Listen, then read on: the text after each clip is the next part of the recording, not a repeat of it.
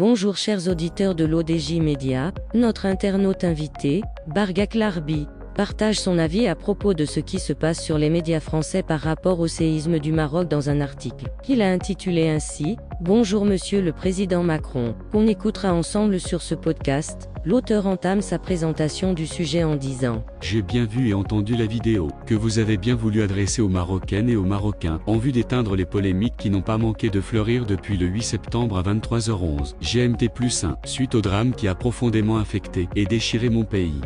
Cette intervention, publiée le 12 septembre 2023 vous a probablement été suggérée par vos plus proches conseillers.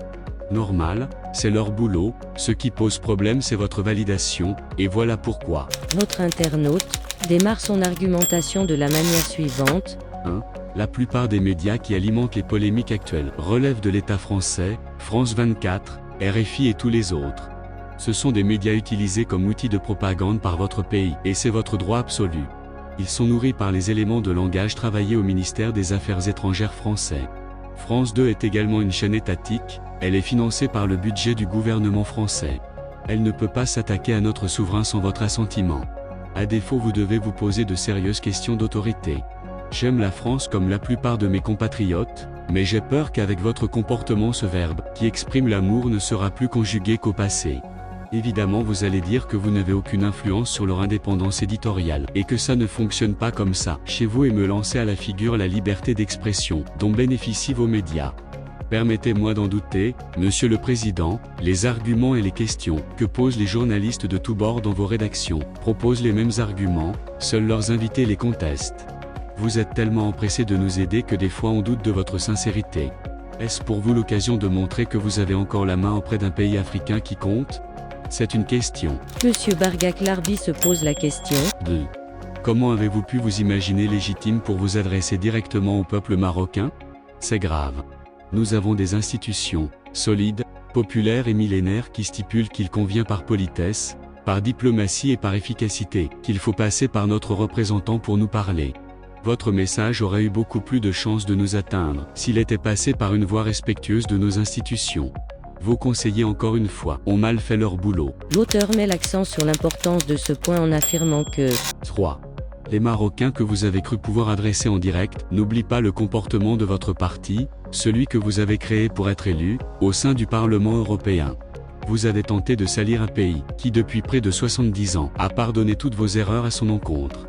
Le lycée le plus important du Maroc porte le nom de Lyautey, un véritable bâtisseur du pays dont le Maroc n'a retenu que les bienfaits. C'est pourtant lui qui avait, avant 1912 date du protectorat, dépecé le Maroc. Il était à la tête des armées françaises en Algérie et a redessiné la frontière au profit de l'Algérie française. Pourtant on a retenu de lui que ses œuvres et son repentir a été accepté.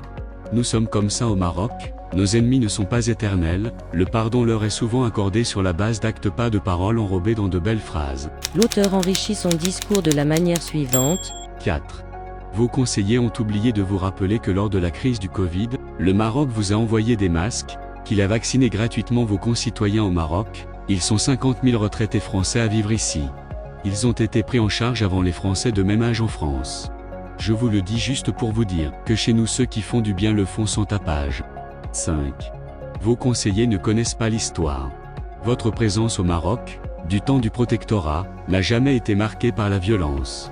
Il y a eu de la résistance, elle a surtout concerné les régions que vous avez considérées comme inutiles.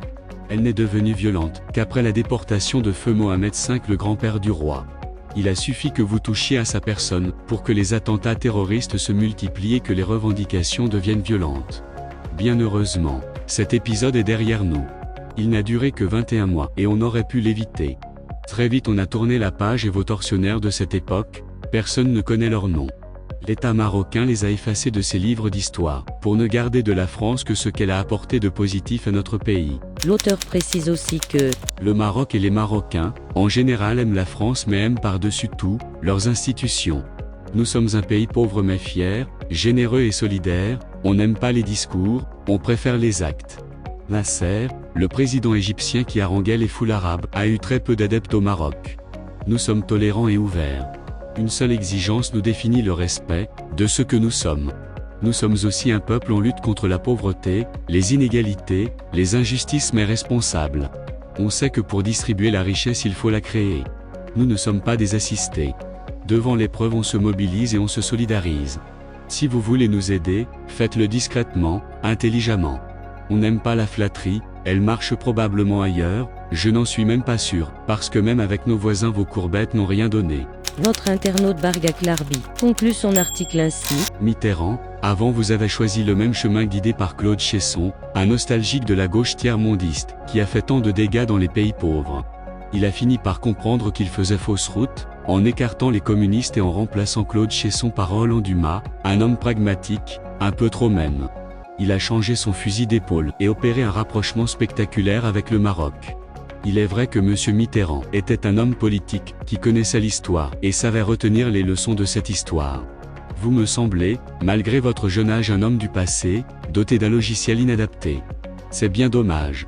Rédigé par Bargak Larbi.